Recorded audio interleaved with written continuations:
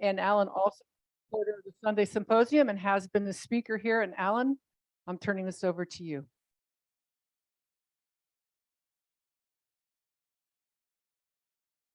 Thank you very much. Hello, everyone. I don't know if you know, but I'm, like you, a resident of Oakmont. So it's so great to see everybody coming out today.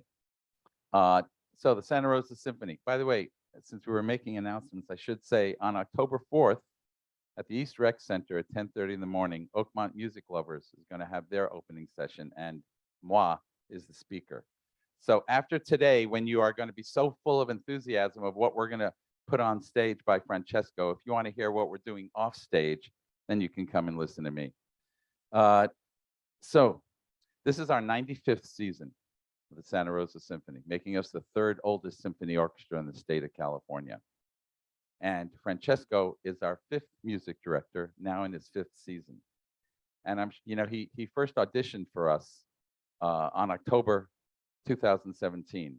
And I know it was a challenging beginning because on the third night, I had to cancel everything because of the Tubbs fire. And I had to go to him at his hotel and say, we got to get you out of here. So I'm sure he was shocked when we called nearly a year later and said, you are the guy. And he really is the guy. And his youthful appearance belies the fact that he brought more experience as a music director and as a conductor than any of our previous four conductors. He was assistant or associate conductor of the Milwaukee Symphony, of the Pittsburgh Symphony, was and still is the music director of the Eugene Symphony. He's guest conducted the San Francisco Symphony, the New York Philharmonic, and many other orchestras. So he brings a wealth of experience that we all can benefit from in terms of what he does and what the orchestra does on stage. So with that, I will say, please enjoy and welcome Francesco to the stage.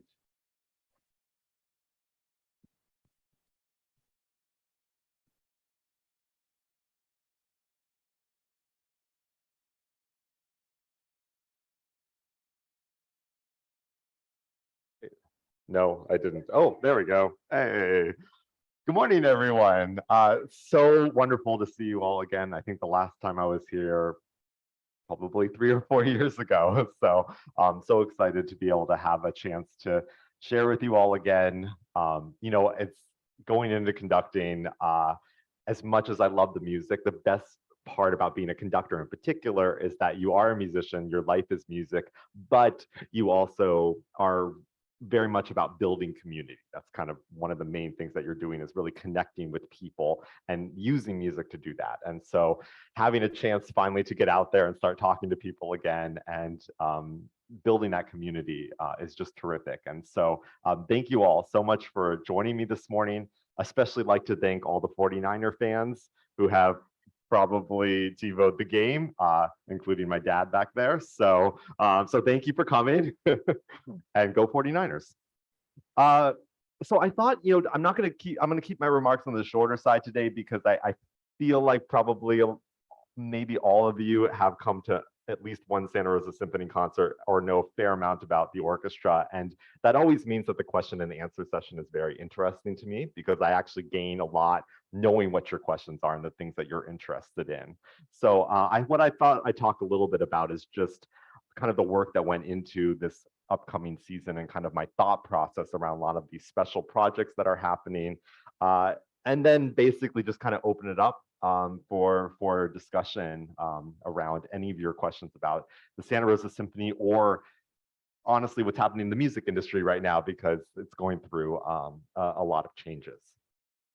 I thought I just wanted to start with the first thing that's happening, which is not even the first concert, which is the first weekend in October. The first thing that's happening is on Friday. On Friday, we have the release of our first commercial CD from the Santa Rosa Symphony, 95 years. And it's a big deal. It's being released on the Delos label, which is a big international label for classical music. They record orchestras and big name soloists all around the world. And it was a long process. What we're releasing now is what we recorded during the pandemic season. So if you were watching our virtual season, here's what you didn't see. So after we recorded that like hour-and-a-half long concert that you saw online, the orchestra would take a break. Then we would come back on stage and do a half an hour to an hour-long patch session on the music that we had played earlier. So after doing that whole concert, we would come back and do what is really, it's a really relentless process. And the only reason I knew how to do this is I had worked on some of the Grammy-winning recordings that the Pittsburgh Symphony had done. So I knew that if we were going to get a bigger producer on this, which is what I wanted, we would have to provide them with enough material. You know, any kind of producer or audio editor, they want, 20 to 50 takes of any given section so that they can work with it and just make sure everything is just crystalline clear. Any stage noise that happened, any little thing that happened, they want to be able to have whatever they need to work on it. And so it was a year-long process. But as you know, in March, we did the recording premiere of Ellen Tapes-Willich's Cello Concerto with Zul Bailey. And that was kind of our first in. And that's what kind of gave me the idea to really go for this, is that, Zul Bailey himself is a Grammy Award winner. And I knew that he would have the connections to those producers who would want to work with us because of him. And so sure enough, we were working with a team out of Cincinnati for a year. And it was just an amazing process. We recorded all 4 of Ellen's pieces that we played throughout that virtual season. And those will be the 4 pieces that are on the CD. 2 of those are actually recording premieres, the Cello Concerto with Zul Bailey and the Romance for Violin and Orchestra, which is our own concertmaster, Joe Edelberg. And then there's 2 other pieces on that CD as well. It's kind of hard to undersell how important this is to our orchestra. This will be the first time that we're going to be available everywhere. Whether it's Apple or Amazon or any kind of hard copy, it will exist on all the streaming platforms. I mean, this is the first time the Santa Rosa Symphony is attached to something that is released at this level. And production-wise, it's absolutely at the highest level because this team wouldn't have taken it on if it wasn't as good as all the major orchestras that they're editing. So it's been just an amazing process, and it really goes to speak to the strength of this orchestra that, again, during the pandemic, because of the support that we received from all of you, from the community really banding around us, it helped us not just survive such a scary time for us, but it actually made us grow. It challenged us to do new things, and things that I never even thought I'd have a chance to do with an orchestra, we were able to achieve over that virtual season. Perhaps some of you saw our virtual PBS, or sorry, not our virtual PBS series. We had our concert series this summer on local PBS, and that was our 2nd series because we had one for our virtual series. We had one this summer. Again, we're the only Bay Area orchestra now twice that has had our concerts broadcast to the entire Bay Area. It's like 3 million households.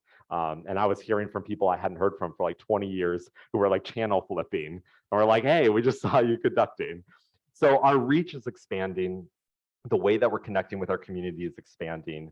And the orchestra itself, we're constantly growing. We're one of the few orchestras, and I'll talk about that as we look through the season. We're one of the few orchestras that's adding concerts. We're actually we're growing. We're trying to expand what we can give to our community, different kinds of experiences.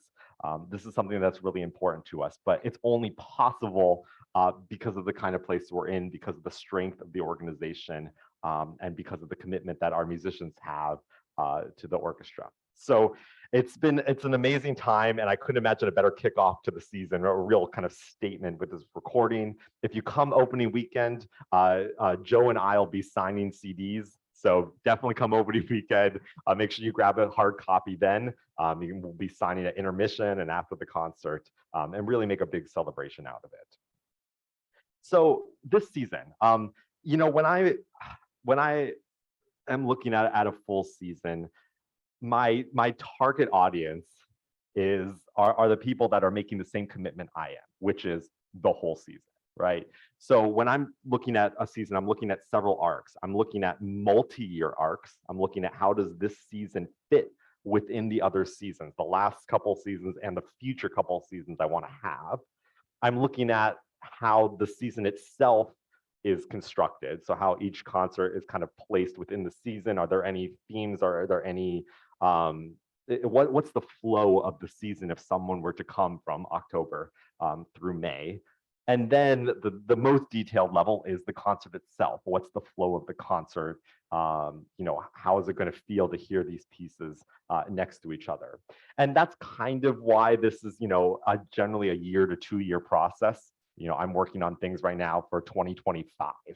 And so whatever season I'm conducting, the next season's almost already planned, and then I'm working on the season after that. And that's industry standard. I have to admit, sometimes it's kind of frustrating. Doesn't always allow us to adapt as fast as we'd like to the times. But it's also, that's the amount of thought that goes into how a season needs to be placed. I think the most unusual thing for the Santa Rosa Symphony that I feel I've brought is the idea of multi-year projects. So not just a season, but how, if we're going to really grow a community around the orchestra, it can't just be one great concert and it can't just be one great season. It actually needs to be multi-year. It needs to offer something special to people who continue to come year after year. I want to take that journey with people. And so this season, we're actually in the middle of 2 multi-year projects. The first one is something called the First Symphony Project. We're already in year 3 of that. And it's a project that is commissioning for brilliant young composers to essentially write their first symphonies. And this is a huge commitment. It's a huge risk by not only the orchestra, but also our audience, because how often do we get a chance to go into a concert hall and have the main piece on that concert be something that none of us have ever heard before? It's not the overture. It's not a concerto with a flashy soloist. It's just the giant symphony.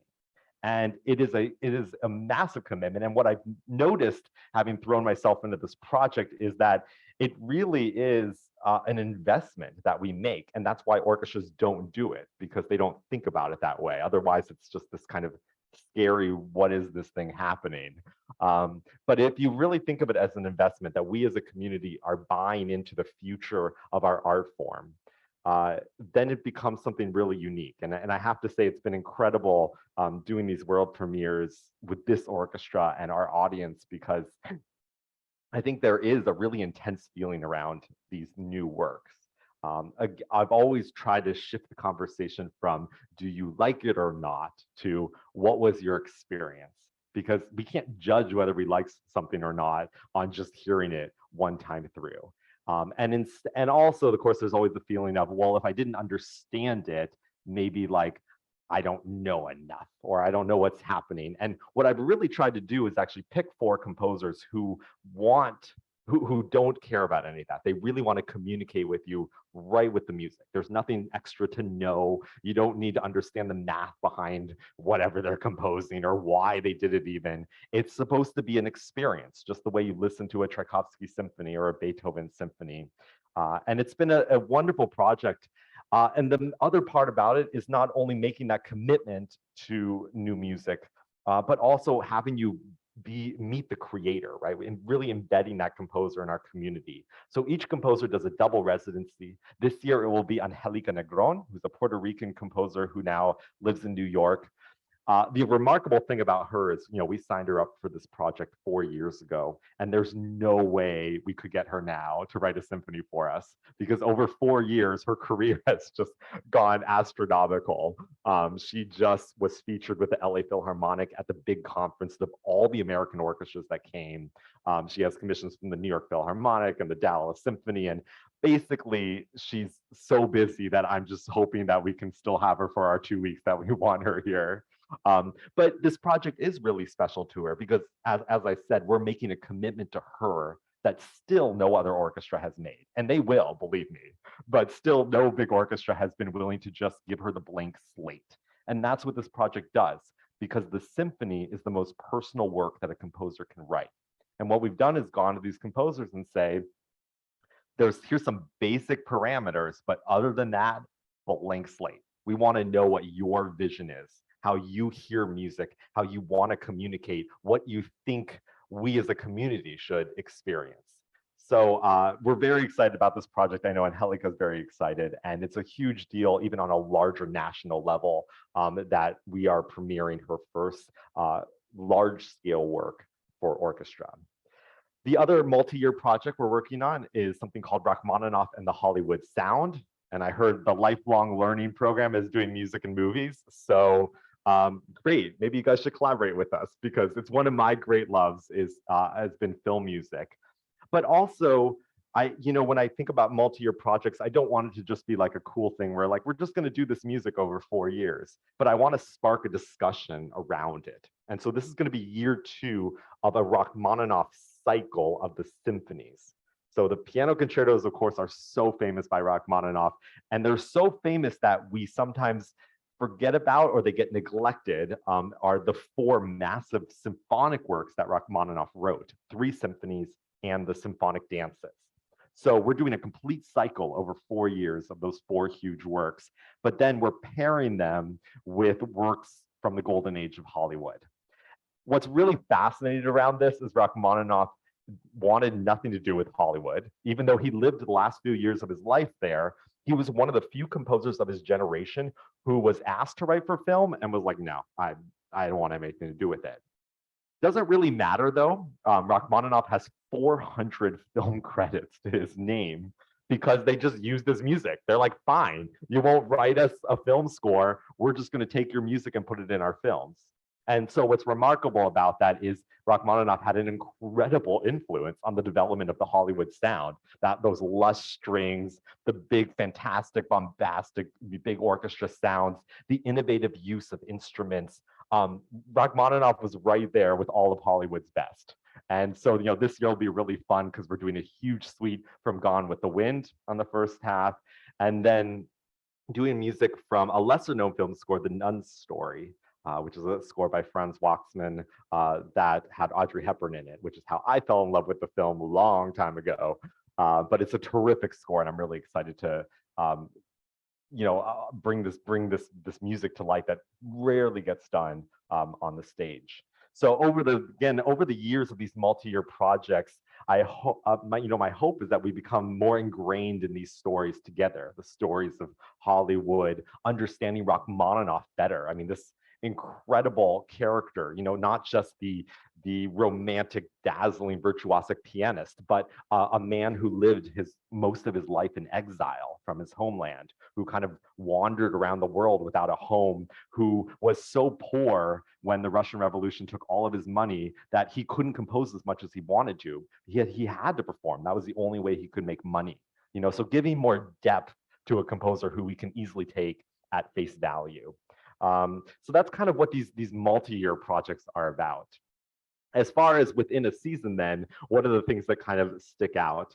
Well, one of the through points in this season is going to be the appointment of an artistic partner with the orchestra. During our virtual season, we had Ellen Tafe-Zwillik, the terrific composer. What I was thinking about during our virtual season is the amount of comments we got about how much you loved getting to know our musicians better. It's been one of kind of the ongoing themes since the pandemic started is, man, we really loved seeing the videos of the musicians in their homes or practicing or talking about themselves. And we were really able to organically weave them into our virtual programs. So one of the internal discussions we had at the Symphony was, how do we continue that? How do we, once we're in person, how do we continue helping, putting the spotlight on our musicians as artists, as performers? And so I came up with the idea of, how come an artistic partner always has to come from outside the orchestra? It's always usually like a guest artist or a guest composer, and they come out twice instead of once. And so you call them an artistic partner. And I was like, that doesn't really seem to be that genuine. What if I had a real partner? What if everything that I do in the community, marketing, development, artistic, what if I had a partner from the orchestra for all of that as well? And so this year is a pilot program, which is very exciting. And we're going to feature one of our musicians, Liz Pryor, who's our principal violist. You've probably seen her a lot because she's right on the outside of the stage next to me. She's a terrific all-around musician, and the reason I picked her is I think she showcases the best of what the possibilities are for this program. That my hope is every year, 1 or 2 musicians from the orchestra will be artistic partners. And in Liz's case, you'll see her featured on our December program as a soloist and a work by Vaughan Williams for viola, orchestra, and chorus. Very unique piece. And we'll be doing that before Beethoven's Ninth Symphony. And then she's also writing and designing a family concert, which I'm very excited about with me. She actually had a string quartet that was doing a Mozart program with an actor all around the Bay Area several years ago. And so I asked her to adapt that for families and using a full orchestra. And so she and I are going to be co-hosting one of the family concerts this year that's going to be all about Mozart and his letters. And also just throughout the year, you'll see her a little more in pre-concert talks. She'll be, doing donor events with me. She's already recorded some wonderful videos with us, so you'll be seeing her a lot on our digital platforms. So basically just really having someone there with me that also has this kind of big view of what's going on with the orchestra.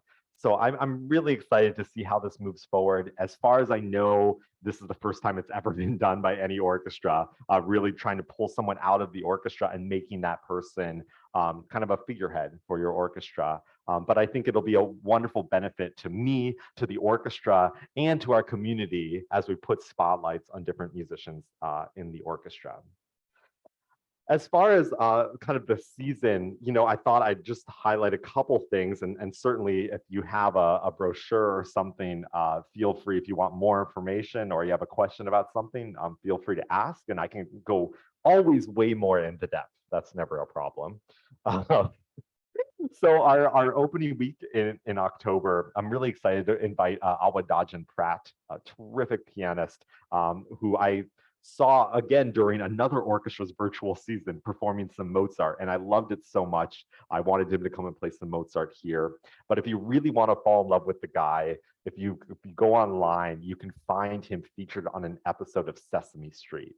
And it is absolutely adorable, and he's amazing. And it's one of those things where it's like, now I can't wait to perform with him, but also I just want to hang out with him because he seems like a really awesome person. And then, of course, one of the things I like to do for opening week is just put the orchestra all out there. Like, what's a piece that just, you can't have this experience in any other art form. And it doesn't get really any crazier or better than Berlioz's Symphony Fantastique. Literally a composer who was trying to create something with the orchestra that had never been done before. Whether he succeeded, it's kind of up to you guys. But it is a piece that stretches all the boundaries. One of the fun things I like to do in my seasons is if you look at them, you'll start seeing weird connections and things that shine a light on other pieces. So for instance, this season, when you come, you can compare Berlioz's Symphony Fantastique to Beethoven's Ninth Symphony. They're only separated by 3 years. And you would never believe it if you heard these two pieces, that they came from remotely the same era. And yet Berlioz, 3 years after the Beethoven's Ninth Symphony, was thinking of himself as inheriting Beethoven.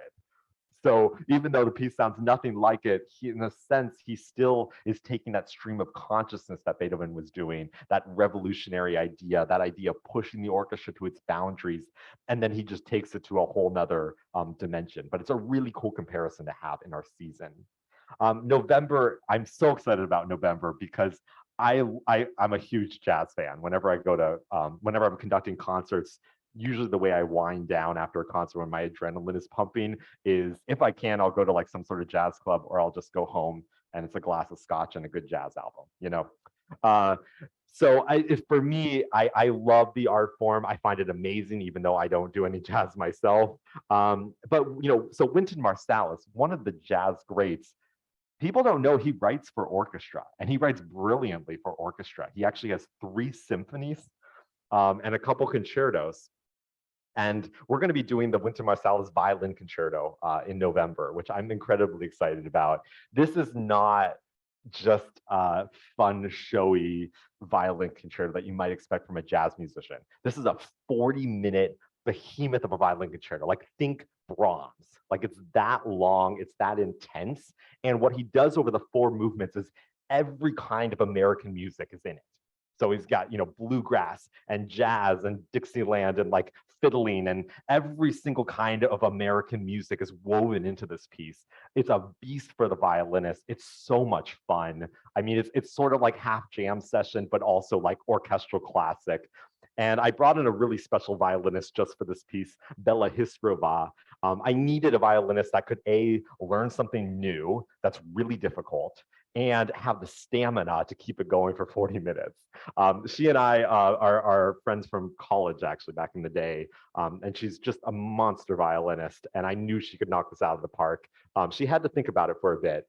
But I convinced her that this is something worth taking on. So so excited to work with her again. And I think you guys are going to absolutely love this piece, because it's both substantial, and yet again, you could just be in a jazz club as well. So it's very interesting in that sense. And we'll finish off that program with just the little thing, Tchaikovsky's Sixth Symphony, one of the classics for the orchestra that I'm so excited to have a chance to work with them on. December, I don't really need to say more about that. We have Liz being featured as the soloist, and then Beethoven's Ninth Symphony.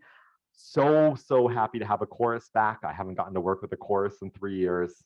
So it's going to be so meaningful to have them back with us.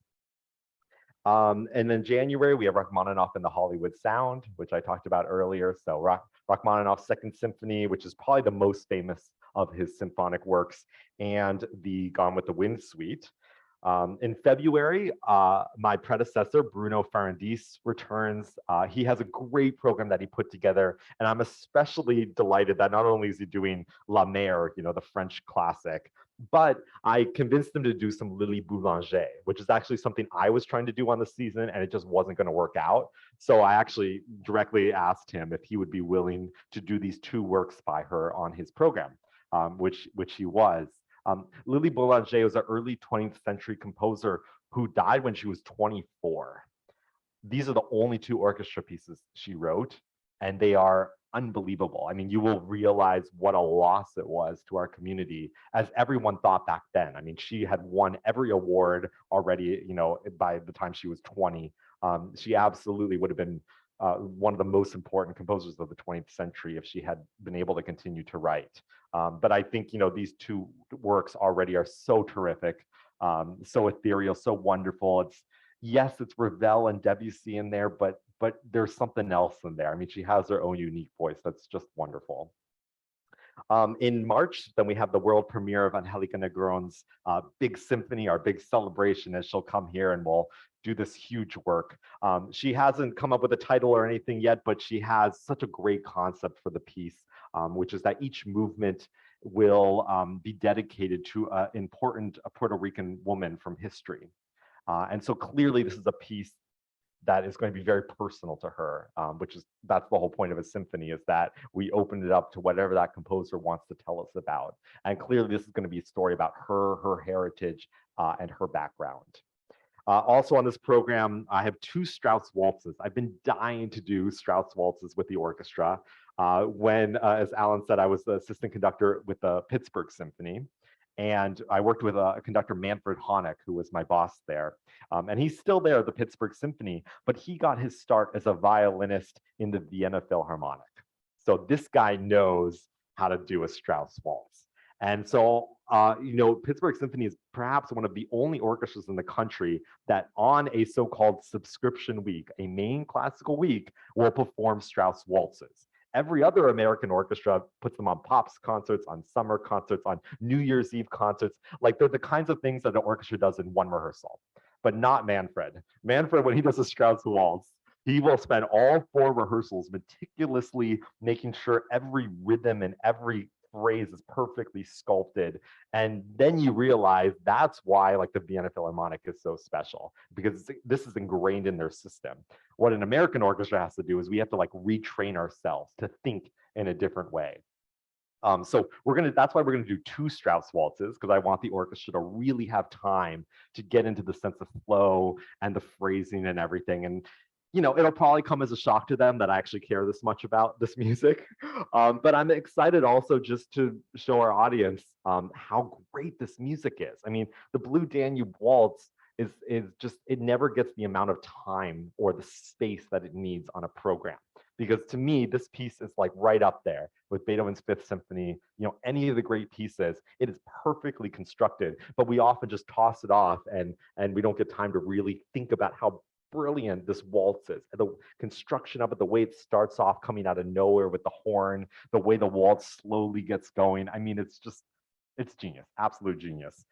So really excited about this program for that. And then there's even a Saint-Saëns violin concerto to cap it all off. So it's a really great program.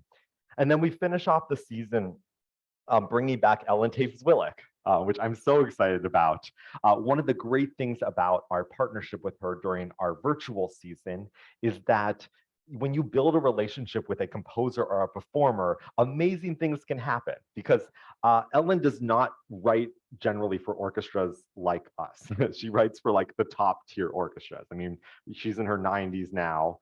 She only takes on the projects she wants to. And, we're talking about someone that, her stuff gets premiered by the New York Film. They've commissioned several big works from her. But I had a feeling that she might say yes to us because she and I had such a good time, and she saw how our orchestra and our community invested in her over the virtual season and promoted her music, and we all got to know her and love her and connected her to Santa Rosa. And so sure enough, we got her to agree to write us this new 2-piano concerto for Christina and Michelle Naughton, who are two delightful, brilliant young pianists. And the three of them are already they're like thick as thieves together. It's hilarious. So Ellen keeps on calling me, giving me updates. She's like, you won't believe what we talked about for this movement of the concerto. So I can't wait, because Christina and Michelle can play literally anything. I mean, you can watch them online. They're twin sisters, and the way they move and play is just ridiculous. But technically, I mean, they are just ferocious on the instruments, and Ellen loves to write really virtuosic, really showy music. So I'm a little scared in some sense, but also they're the perfect combo to bring together for a new piece. So I can't wait to see what it sounds like and how much fun we have together. And then we're finishing off the season with Strauss's Alpine Symphony, which, if you haven't heard it recently or not before, it's one of the great orchestral masterpieces that gets neglected because it's too big. This is going to be the largest orchestra that we've ever put on the stage to do this piece. And it's a piece that generally is reserved for like the top 20 orchestras in the world, like the really big orchestras, because it's a huge piece. It's a 60-minute tone poem about what it feels like to hike the Alps. And so you start like in this primordial darkness, when you're hiking up, you got to start early in the morning, and then the sun rises and there's a thunderstorm, there's a huge wind machine, massive organ. I mean, it's like everything's there. And the best part, I mean, everything about this piece is brilliant. But, when you get to the top, you might think, oh, is the music going to be really loud at the top? No, because if you hike and you get to the top of the mountain, what's at the top of the mountain? It's the most silent at the top of the mountain. And so, I mean, he gets it so perfectly. And it's a gorgeous piece of music. And for our musicians, it's a real show of trust. Like, for me to program this piece is telling them, this is the level that we play at. This is what I expect from us, that we're going to knock down this work that's one of the hardest ever written. And it's worth it for us to come together. Like, that's what we do at the Santa Rosa Symphony. So I'm really excited that we'll close out our season with a real statement piece like that. The very last thing I wanted to mention, like I said, our season is growing. We have kind of another sort of pilot initiative, which is opera night at the Santa Rosa Symphony. Opera has always been a great love of mine, and we're in a unique position here in the Bay Area because we have so many incredible singers. We have, we have the San Francisco Conservatory that's putting out wonderful singers. We have the Marilla program and the Adler Fellows with the San Francisco Opera. So we have their young singers. And then just having all the little opera companies really creates an ecosystem. So in the same way that all the orchestras provide for all these musicians to rotate throughout the different orchestras in the Bay Area, it's a little bit the same thing with singers.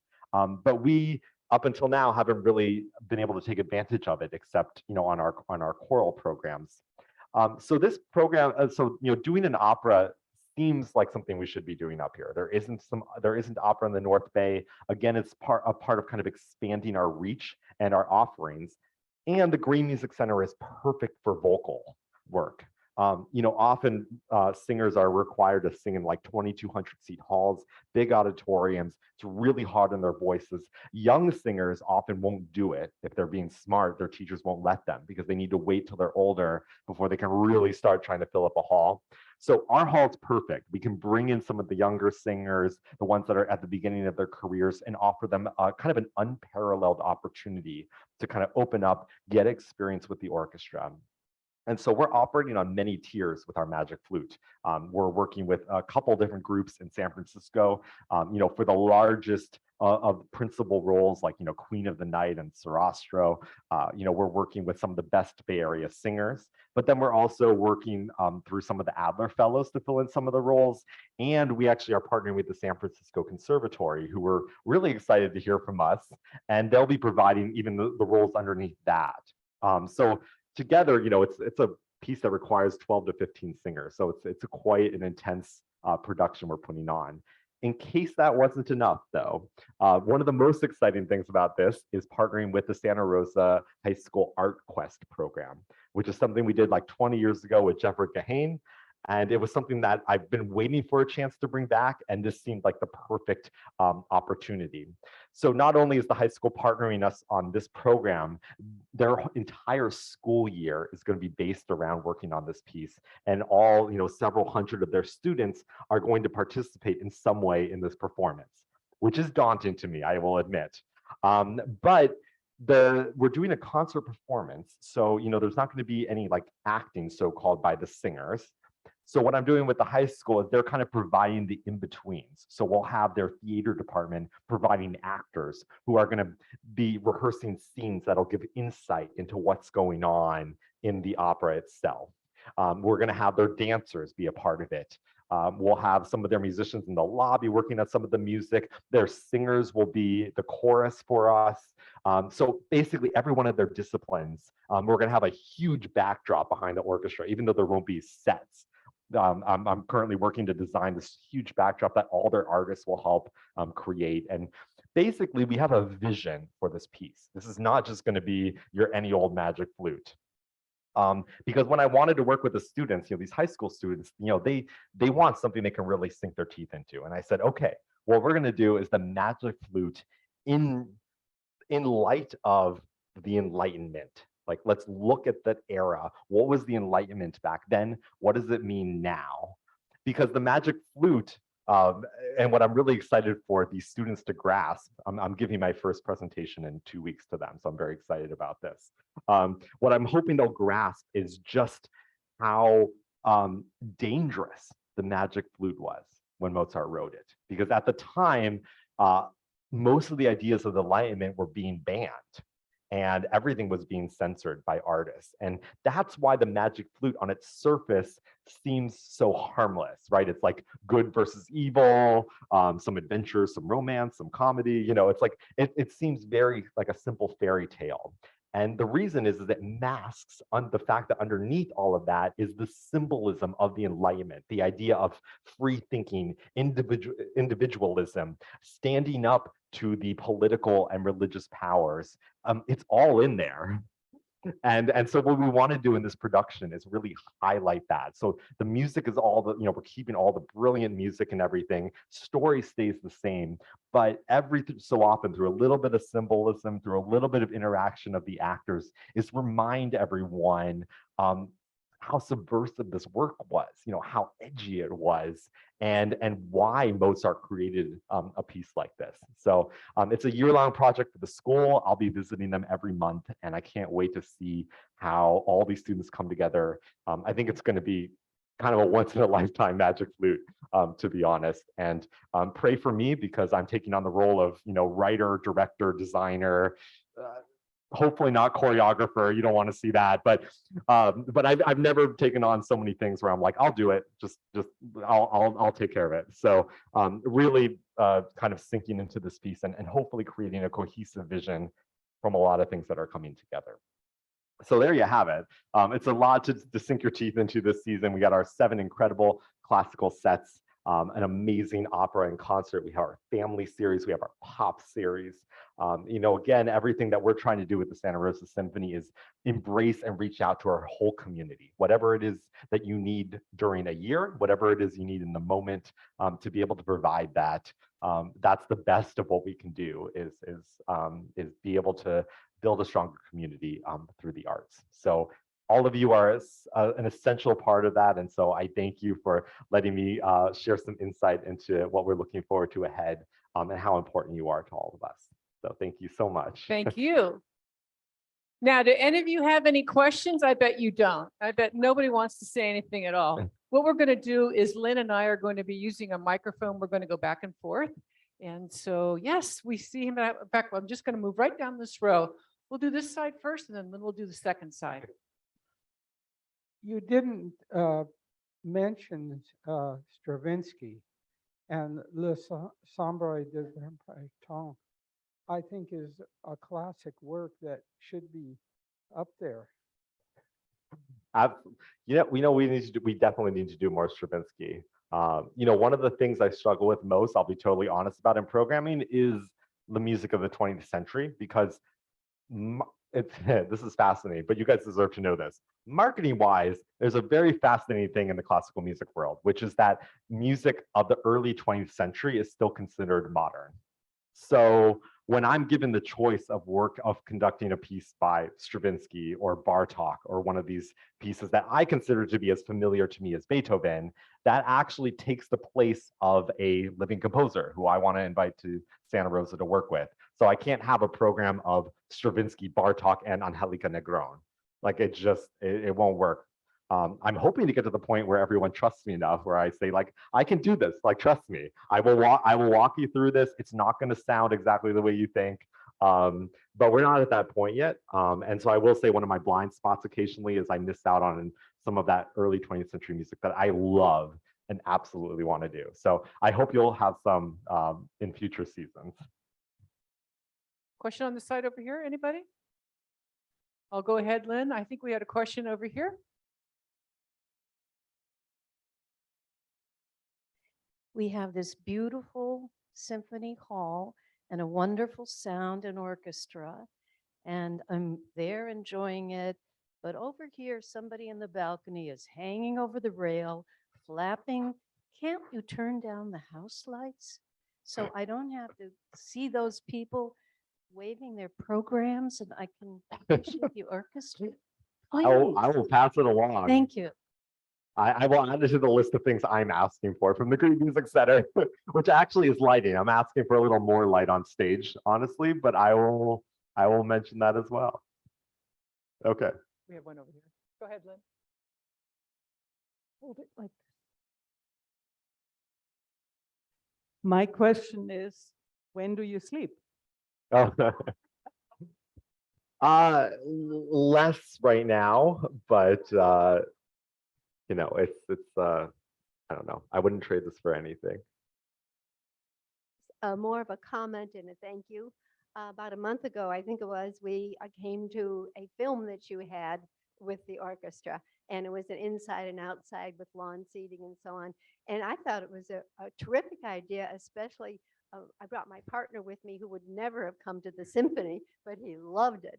So I hope you're going to be doing more things like that, because it did include families and it was terrific. Thank you. Yeah, so happy. That was something that Alan and I talked about. As every season we think about what are other things that we can do to give people different experiences with the orchestra. And obviously I'm a fan of movies, so that was an easy one to start a partnership with the GMC. And hopefully, I love the summers at the GMC where we have the outdoor and the indoor. Right now we have, I think when I got here, I feel like we only had like 2 collaborations with them, where now it's 3. And I'm hoping they'll do more stuff with us in the summers, because I love being there. Francesco, I thought it might be wise to remind people in Oakmont that if they're not drivers, we have a bus service to the concerts from Oakmont. All right. Wow, huh? There is bus service to our concerts. How do Pat, we find Pat, out how would they about get, that? how would Yeah. they get to the bus? How do they get there? How Is do there they? information somewhere? Call the Symphony office and you can make, There you you go. can make advance reservations for the bus. You can do it for the whole season or just for chosen concerts. All right. Angela is our box office manager. So if you call the Symphony, you're going to reach her. She's amazing. Tell her I told you to call her Go ahead. because she's amazing and she'll get you all set up.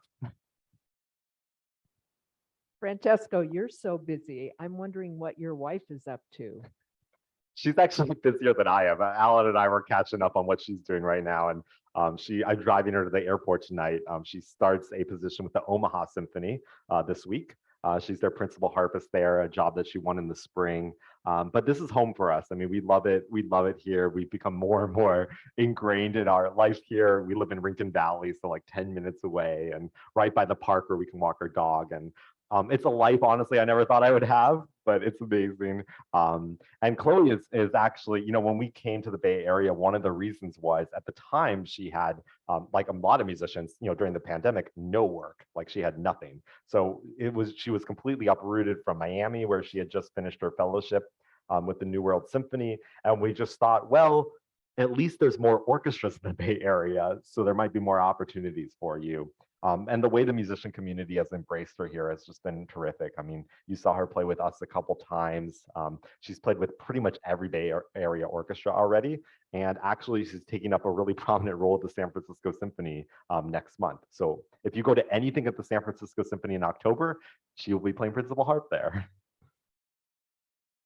Oh, I just wanted to say thank you. It's one of the greatest things about living in Santa Rosa. It's so enriching to come to the concerts. But one of our favorite things that we have to compliment you on are the pre-concert talks with the soloists, and you interpreting and tell us what we're listening to has just made it so real and personal and such an immersive experience. I'm so glad. Thank you. Thanks so much. Yeah, so 1 hour before every concert. If in case you didn't hear me talk enough now, you know, but also you'll get to hear from all of our great artists. Like I said, Awadaj and Pratt, you want to ask them about Sesame Street, you got to come an hour before. And the bus will get you there in time for the pre. There you go. No excuses. The bus will get you there in time. Pat, is that bus only for Sunday or is it for the whole season? Do you know? Probably just Sunday, right? The bus Sunday just for Sunday. afternoon. So it's just for Sunday. Thank you for bringing that up.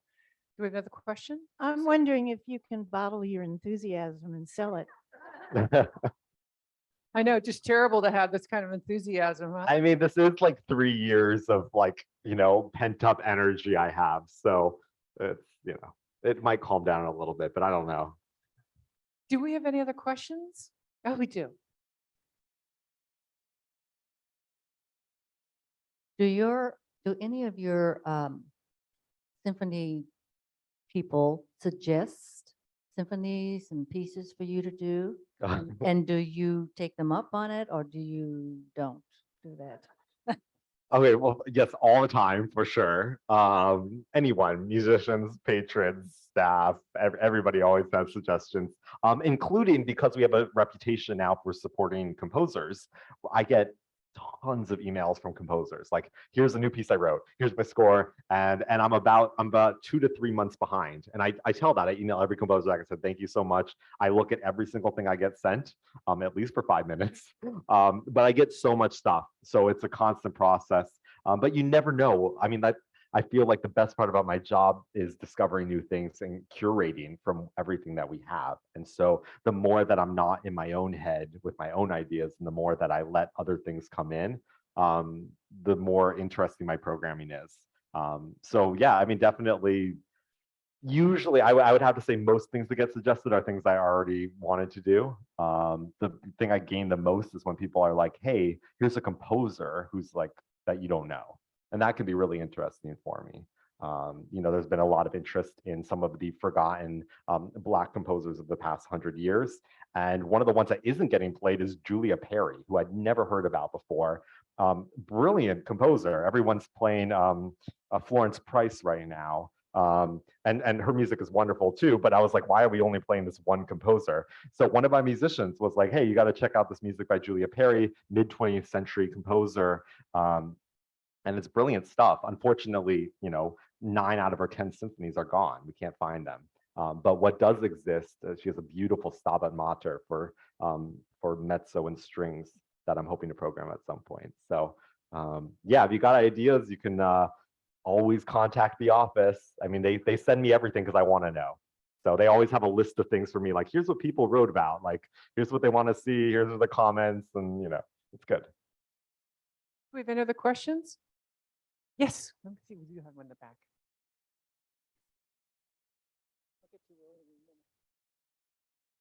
Go ahead.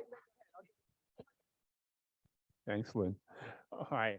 I just noticed that all the questions and comments so far have been from women. So I thought I'd stand up and represent the men that are in the audience and just thank you for your work, your enthusiasm, what you bring to our community, and how after 95 years, you've sort of put our symphony on the map. Well, I can't. Thank you so much. Thank you very much. I mean, I wouldn't have applied for this job if I didn't already see just how remarkable what was going on here. I mean, did I expect it to be as incredible as it's been? No. I mean, nothing on paper could capture the feeling that this orchestra has, and no picture can capture the Green Music Center. I mean, I'll never forget the first time I stepped out there and I was like, are you kidding me right now? Like I'm up for this job in this hall. So, and whenever when I was hanging out with Michael Tilson Thomas, and he was all jealous because I was like, oh yeah, I'm working just north of you in the Green Music Center. He's like, you're there? I'm like, all the time. So there are so many terrific things about this orchestra that have set it up for success over the years. And I'm just grateful that I've been given the opportunity to be a part of that.